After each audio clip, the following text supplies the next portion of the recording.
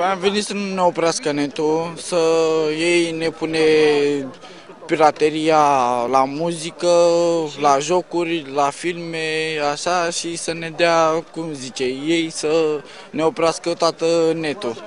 Să auzită la, să nu ne oprească netul, autorzit la toate jocurile.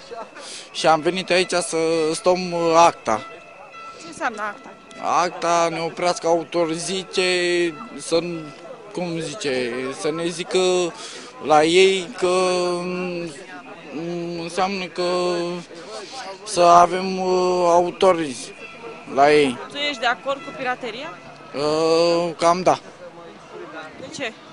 Pentru că am eu un site de muzică și facem rost de muzică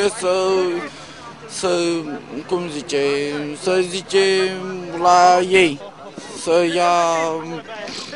să nu ne oprească Facebook-ul,